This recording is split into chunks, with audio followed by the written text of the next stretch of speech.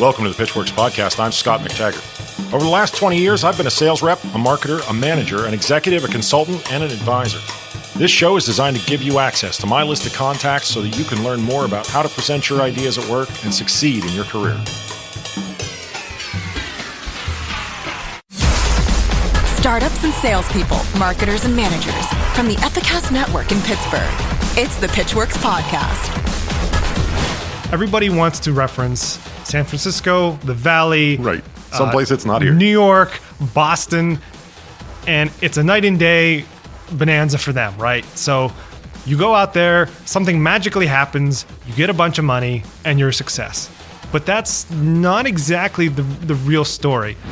Hey everybody, it's Scott. This is Wednesday, and welcome back to the Pitchwerks podcast. I am sitting across from John Quayle, who's a good friend of mine and also just a generally good person to have on your team. John's been following the Pittsburgh startup scene for years now, and we are going to impose on him a little bit and find out sort of what trends and patterns he's observed, what it is that we should and shouldn't be doing, even though, you know, we hate using that word, as you'll find out later. So I'm going to jump into the episode in a second, but let's talk a little bit about the magic and value of subscribing to this fine program. So every podcast app under the sun has a button for that, and you should use it. And I'm going to tell you why. The first reason is because I think it's a pretty good show, and people have told me I have reasonably good judgment. The second reason is because that'll mean that you get the show just a teensy bit earlier than everybody else on Wednesday mornings when we release, and you don't have to think about it. It's sales, it's marketing, it's startups, and it's every single week. We come out on Wednesdays. You can totally check it out, find out, what journey somebody's on, what lessons they've learned. We have tried to put together a good program for you that's got a lot of utility. I think this might be easy. I think this might make your life a smidge better. But let's talk about John. John and I, unfortunately, talked longer than we probably should have. We had to cut it down, but it's a really good conversation, and I think you're going to enjoy it. All right, ladies and gentlemen, it is my great pleasure to introduce my good friend, getting to be older friend, John Quayle. John, how are you? Good. How are you? To be honest, I remember the day that you told me you were doing a podcast. This was years ago, and we had lunch, and you said to me, you know what? I think we're going to do a podcast. And yeah. I don't think you had the name at that point. I didn't. But I do remember that announcement. It was a little weird. I spent so much time planning, right? Mm-hmm. And thank you for this. You were always very supportive, right? You were like, I think this might work. John Quayle, you have been dragged down here into the Epicast studios because you're going to help me tell a story about how much opportunity there is out there and sort of just how you accessed it, right? Because, I mean, I need you to help me. You and your partner, Joe, work on a newsletter. I mean, it's just StartNOW Pittsburgh, right? Yes. Okay. How long have you been doing that now? It's 100 and... We originally came up with the idea in July of 2015, and we launched our first issue in October, the first week of October of 2015. Okay, so 2+ years, right? But it's weekly. Yes. So you're on episode, I'm treating it like a podcast. You're on issue 105, 110, somewhere in there. I think the last one that went out Monday was 112, somewhere around there. Yeah, so you've been at it for a while, and it's a great resource. It is literally what is happening around our neck of the woods in Western Pennsylvania as far as people starting things or looking to start things or, having some level of success because they landed some funding or, they landed some big client that is changing the face of their business. Got it right so far? Keep going. Okay. So, you know what? Actually, let's take a quick pause. I owe you an apology. You and I were at a party a couple weeks ago, and I completely blanked on the name of StartNOW Pittsburgh, and I cannot apologize enough. I have, since that happened, felt so terrible about having done that.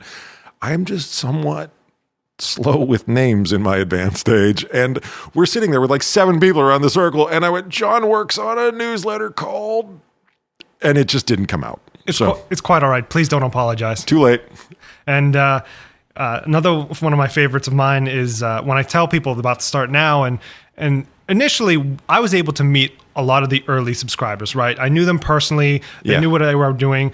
But now it's to the point where there are people who I generally don't know who they are.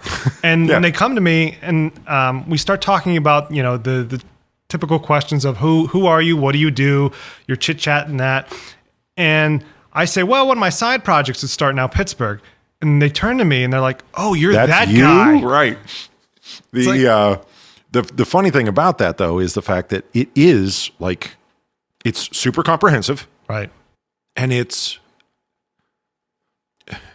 there's a touch of criticism in here, right? In the fact that it doesn't insist on itself, right? Like you have the opportunity to maybe like get into people's pockets a little bit with it, but you don't, right? Yeah. And I didn't mean it to be criticism, but all of a sudden I was like, coming from the business podcast guy, maybe it would be taken that way.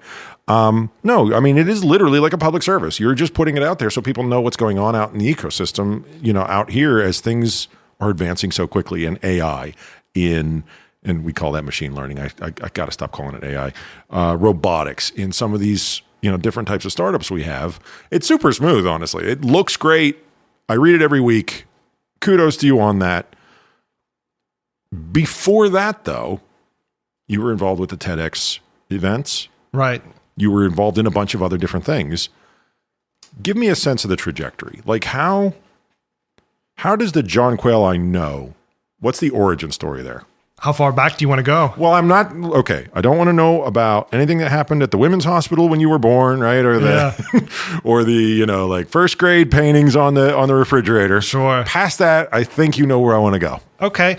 In 2011, I came back to Pittsburgh after a stint in Nashville, great city, by the way. And when I started to move around, I had a quarter life crisis of sorts, right? So I was in a placement job near a company in the Pittsburgh airport. Yeah. And I asked myself the question, well, what's going on in Pittsburgh? What is in the startup community?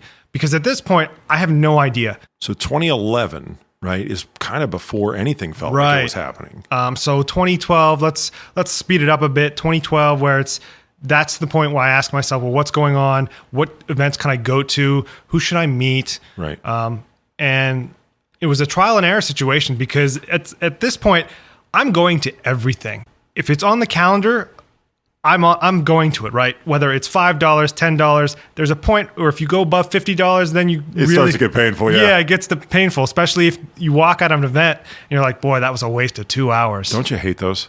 Of course. Especially, I mean, you're kind of like the stick that stirs the drink back then, right? Like there wasn't a lot of things going on. So you were walking around to people going like, hey, tell me if you know about something that's interesting. And people were like, there's a guy over there who's a certified financial planner. Right. Does that count? And you went, no, nothing I want is at this event. And it's $25, $50 down the tubes and 2 hours of your life that you'll never get back. You stuck with it though. Right. And I jumped into the startup weekend because around that time in Pittsburgh, those who were in the community, a startup weekend was happening literally about every 6 months. Yeah. And I got to meet a lot of different people that way. And that's how I met Joe Esposito. And I actually, during that time, I hosted my own breakfast networking event called Pittsburgh Geek Breakfast. Wow. Okay. Now, at this point, what is that? 2012, 2013? Yeah, we're looking at 2013. So we're still in the same place, yeah. Right? So how old are you at that point? I'm 25, 26 at that point. Yeah. It takes a little something to decide to host networking breakfast at that age. Yes, but to be fair, I stole the idea from a friend who lives in Nashville. And he said, take the idea and run with it. So I did. And what we did is for about a year and a half, every second Wednesday of the month, we met at Pamela's in the Strip District. Now, that's not good for your waistline. Oh, that's lovely, though. But it's good for your social network. Oh, my God. I love Pamela's crepe pancakes so much it pains me. I wish you hadn't brought that up. Right. And so it eventually started. I started the group on meetup.com. And back when Meetup was really starting to hit the road. And our first breakfast, I remember like yesterday, it was 6 people, including myself. Nice. And the 5 other individuals who showed up were just because I reached out to random people on Twitter. How about that? Right. Okay, so you get this thing going. It feels like something's there. What's your educational background at this point? Like, if I'm not mistaken, you were focused on like graphic arts. Right. Okay, so you got into startups, and you're talking to people with like a graphic arts background about startups. Quarter life crisis, I get, right? I understand all that, right? But I just want to make sure I didn't miss any part of it. Sure. Okay, so you're taking the graphic art things, like let's do geek stuff. Let's have a breakfast. You take breakfast and you roll it into the TEDx and those kinds of things. Right. And then you launch Start Now. Mm-hmm. And that kind of tells everybody what everybody else is working on. And really, honestly, like one of the key elements of the sort of central nervous system of the scene, right?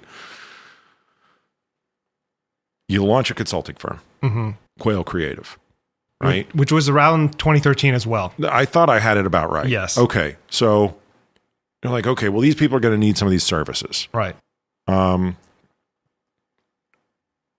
And I'm sure, I mean, I've done this, right? Your mileage varies. Sure. It's seasonal, and it's like, well, how much do I really know about being the service provider? It's fits and starts. Mm-hmm. What kind of work are you doing?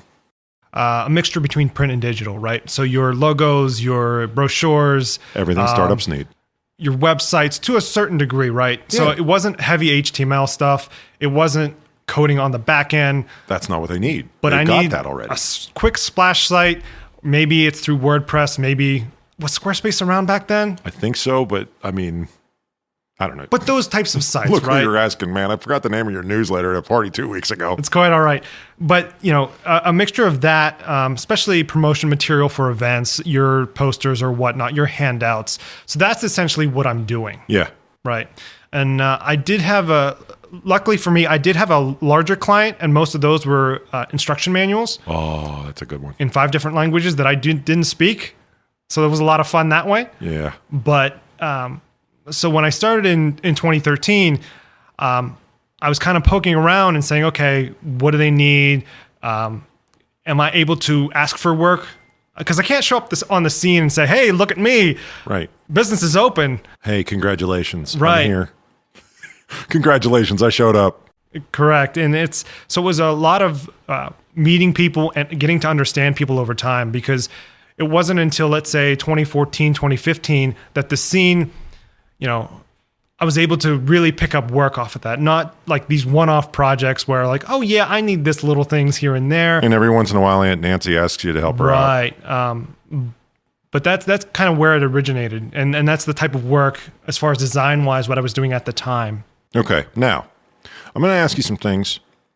I'm pretty sure I know the answers. Right. I'm not trying to embarrass you. I'm trying to illustrate a point.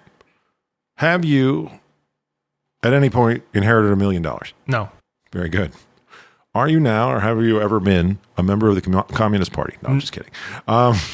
Did anyone give you anything in this space? They gave you Quayle Creative. They gave you this. They gave you that. Or did you basically spin it all up yourself? Correct. Okay. And I want to clarify that when I started, most of the time I had no idea what I was doing, right? Well, yeah. So you start out, you know your skill set, right? Dude, when you're 25, even when you think you know what you're doing, you don't know what you're doing. Exactly. You start out with your skill set, and that's what you lean on. The one thing that I wish I was educated better throughout college was not only sales, but how to run a business, how to do contracts, which when I started, I may have known a slight edge in it, but nowhere near to what I needed to know. Right. And then over time, you meet people, you ask for new resources, you kind of research that, and that's how you get better. I would say, though, if you had advantages, they were that you were, number one, curious, number two, industrious, right? And number three, I think you are smarter than your average bear, right? But I don't think that people who hold those cards usually think, hey, man, this is going to be okay, right? I think a lot of times they think, man, if just the perfect situation presents itself, then I would love to be an entrepreneur. I would love to go out and take a sales territory. I'd love to be adventurous like John is being, right? And I guess, I'm trying to put my words in your mouth to a certain extent and say, like,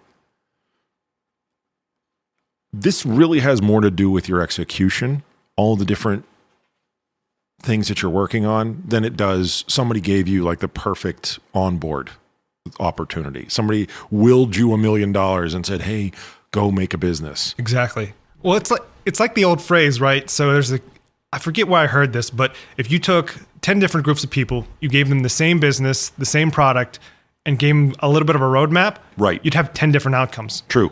Because everybody executes differently. Yes. And I'll take that one step further. I would love to see a show where successful people play like musical chairs, where the person who runs like the world's best restaurant chain is asked to run a record label. Mm-hmm. And the record label person, moves on to a different business and so on and so on. And you just get to check in with, because I do think you would see people highlight the things that they're good at, that they can execute on, and de-emphasize some of the other things. But you wouldn't necessarily, I think you would still see people being successful. I just think you'd see industries being reinvented. If Tim Cook from Apple all of a sudden had to take over Applebee's, it would be very interesting to me, right? I'm going to push the fast forward button. Okay.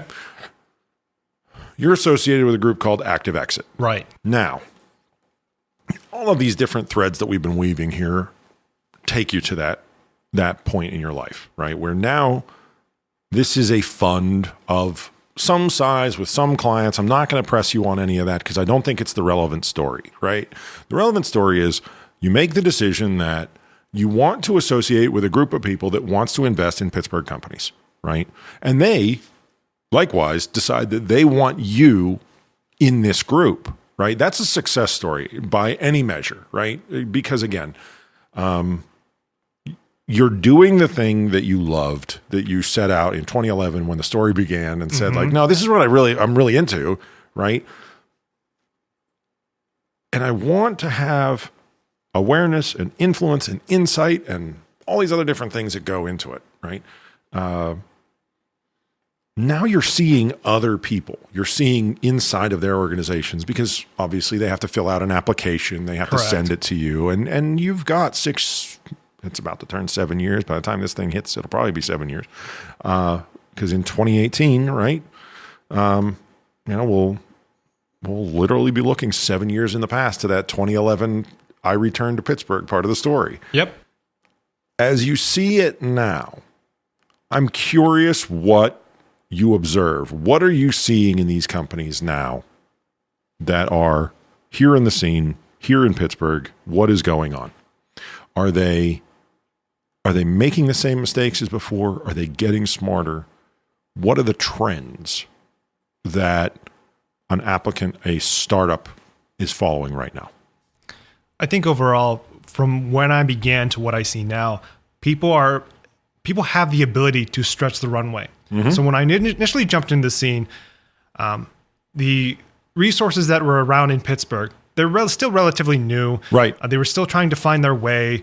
The crowd size on some of those events were maybe 100, 150. In the beginning even. Well, we're talking 2013, 2014. That's still really early. I'm surprised by that number. Okay. And over time, the resources find their way. The entrepreneurs, they're getting better at forming and starting, right? So one of the things that Pittsburgh's really good at is starting. Yes. From a university level and from a natural level where the entrepreneurs and co-founders are post-university. Okay. Now, do you feel at this point confidence, or do they just have a good idea and they're rolling the dice? Half and half. Yeah. You meet people of all shapes and sizes. Of course. People who I have an idea, but I haven't done any research. Mm-hmm. Or I have an idea, I've done the research, here's some case studies, and I've tested a focus group of, say, 150 to 200 people. Because part of one of the things that I think we're driving at is, are people learning from the mistakes of the people who went before them, right? Like, are people studying the ecosystem, or are they just studying the business? I think they are studying the ecosystem as a whole, but it's a slow process. Okay. Right? So you look at, everybody wants to reference San Francisco, the Valley. Right. Someplace that's not here. New York, Boston, and it's a night and day bonanza for them, right? So you go out there, something magically happens, you get a bunch of money, and you're a success. But that's not exactly the real story. Right. Just because those areas had a much higher start than us, right? In the sense that they've been working at it for longer. Yes, absolutely. Right? I mean, Silicon Valley, the reason that the reason that they point to the Bay Area is the fact that everyone wants someone to write them a big check. But in the Bay Area, the big check was not the beginning of the story. The bubble is what you're referencing. Mm-hmm. You're referencing the fact that there's so much competition to invest in these companies and invest in them early and attract the talent so that maybe if it doesn't work, you can put them on something else in your portfolio. A lot of dominoes have to fall before you get to that, just sort of $500,000 for showing up. Right. And Pittsburgh, I would say the scene, 2011, I think you got off that plane at the right time. Perhaps, but I think overall Pittsburgh still needs a little bit more patience, right? Mm-hmm. There's people who are looking at the city as a whole, and there is a month that doesn't go by where you read in some online website where Pittsburgh's the next startup blank. Yeah, it's true. Right? So for us, there's an expectation where people think that we should be there now. We should be a heavyweight now. Because I don't want to move. Well, partially that. I mean, that's part of the thinking. But also, they want to compress 10 to 20 years of testing things out and building things down to 2 years because we are impatient and we want things now. Oh, yeah, absolutely. Or we want the leaders here, the check writers here, to just accept the findings from a different environment and then apply those lessons here. Mm-hmm. Yeah, I think that's fair. Now, let me play devil's advocate with you. Because I don't think that active exit would exist if there wasn't some hole in the market for funding. Right. Does that feel right? That's correct. Okay, I don't want to misrepresent it because, I feel it, and I've talked about it on the show. Like, there's not been enough competition here to get people out of this weird sagging valley, right? They get that first, like that seed round that puts enough into their pocket to maybe, I don't know if it helps them quit their job, right? But helps them maybe hire somebody else that can help them build the prototype. Mm-hmm. And then there's this sort of long trek through the desert where you wait to acquire customers, acquire investors, acquire more talent. And any number of those things can be the reason that somebody doesn't write the next check. Mm-hmm. Now, hopefully, we don't chase too many people out of town. But it does feel like we are. It feels like we're chasing some people out of town because we say, look, you know what? That's just Pittsburgh and you're just going to have to be okay with it. If you want more than, a certain amount, we can't help you. Is that a fair criticism? Right. Unfortunately for Pittsburgh, there is a desert, right? So to your point, if you're looking to raise, let's say, anywhere above that 200K level. Okay. Right? I'm glad you were able, because I couldn't come up with a number. I'm glad you did. There are Pittsburgh resources around town that'll get you to that point. Yeah. And how you go about that, there's many different ways. Yeah. But once you hit that 200K threshold, then you go, okay, can I stay in Pittsburgh or do I need to book an Uber straight to the airport? But once you hit that threshold, then it becomes, okay, I'm scrambling for mid to higher level seed. And I'm using mid-Atlantic and Midwestern standards, right? So we're not talking about the coastal points where a seed can be anywhere from 1 to 1.5 and maybe more. So for Pittsburgh and other Pittsburgh-like cities, we're talking around 200 to 500 to maybe 800 max, right? Yeah. So if you're looking to that group of investment, you're not going to find it. Right. So then the question becomes, and I apologize for leading you down the garden path, but I want to make sure everybody can follow us on this conversation, right? Sure. So are we starting the right businesses, or another sort of like, I could have asked a different question that would have taken us to the same place, which is, are we starting with the right attitude? I think it's also an understanding of, or at least trying to understand, what does it mean to be an entrepreneur, right? Yeah. So you see all these publications or books or case studies on either coast, what it means to be an entrepreneur. Yeah.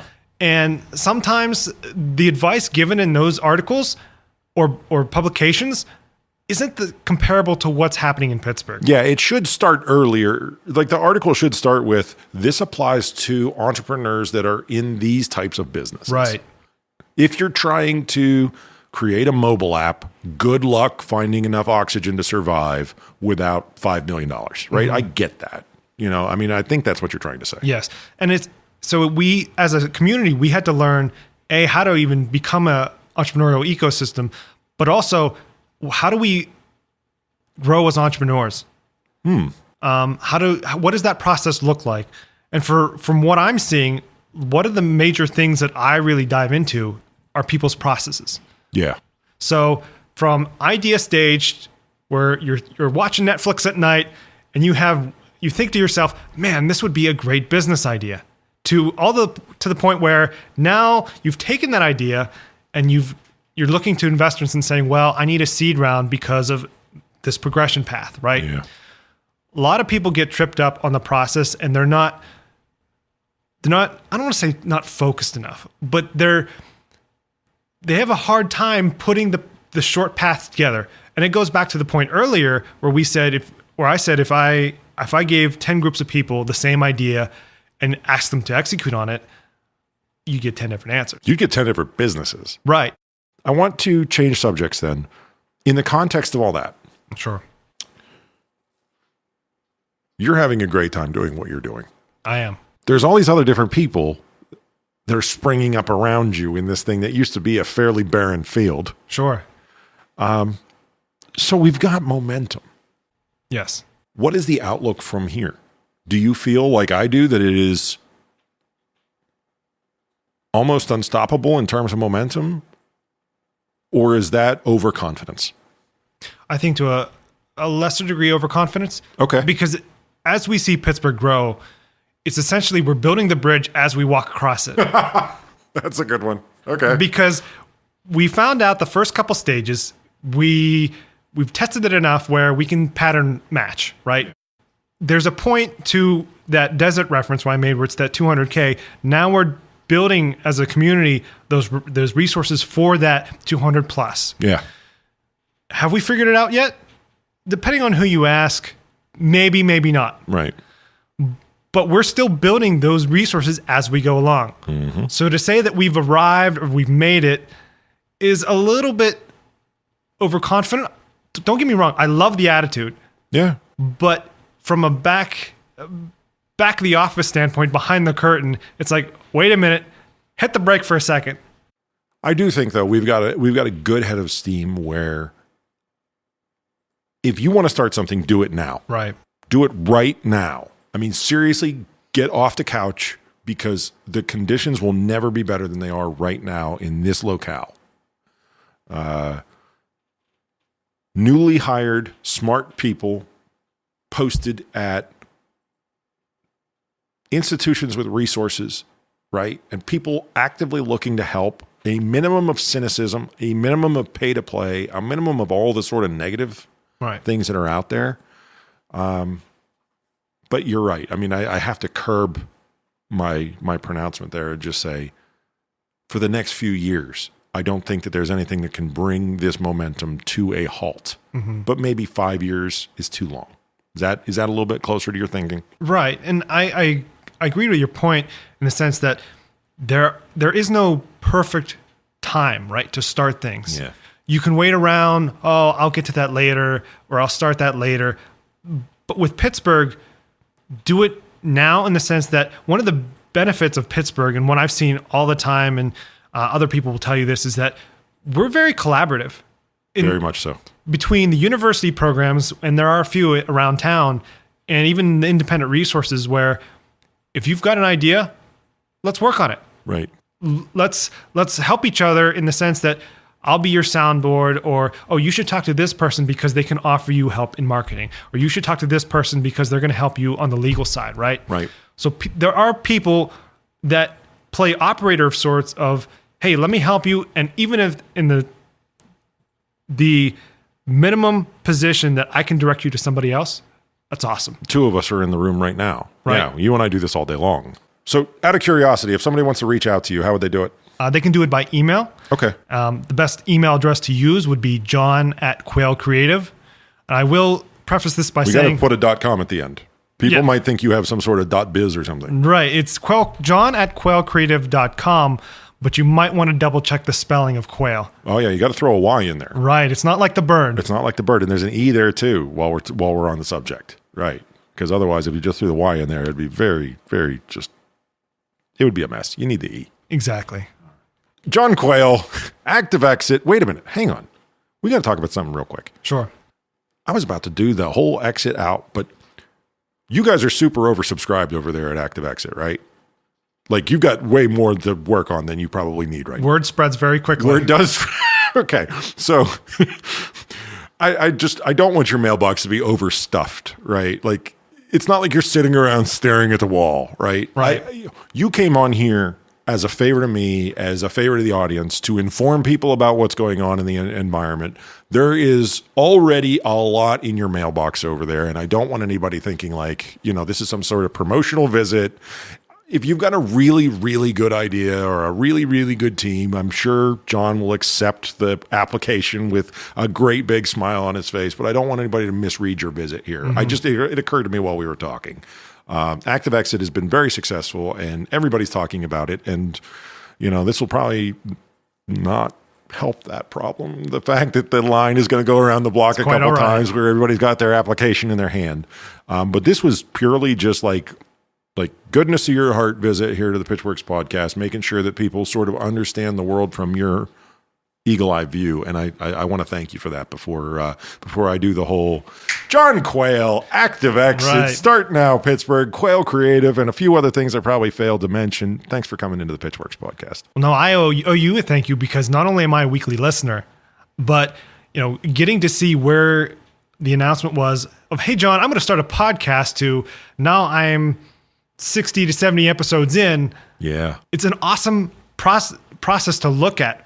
And from someone who really likes to look at the guts and the paths that people take, Yeah. I love to see that first episode, and now we're on, The first episode, I used to ask a little bit more like, I don't know, softball questions, like just to kind of the getting to know you stage. Mm-hmm. And we're not doing that anymore. Now I'm not asking you what's the first album you ever bought. But I'm a nice guy anyway. Yeah, and I'm thrilled to be part of this process and being a guest for an episode. So thank you. Oh, you earned it, buddy. This isn't friendship. This is you earned it. I appreciate you coming in. All right, that's the end of the show. Thanks so much for tuning in as usual. Thanks to John Quayle as well. Just a solid citizen. Really glad he came in. I think there's a lot to be gleaned. This is maybe one of those ones you want to listen to a couple times.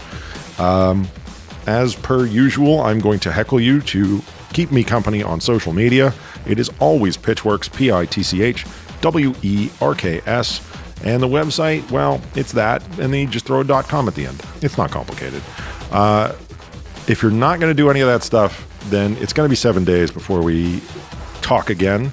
Buzzy and I are going to go back in the lab. We're going to make another one of these. Sales, marketing, and startups. Catch you in a week. The Pitchwerks podcast comes to you from Pittsburgh, Pennsylvania.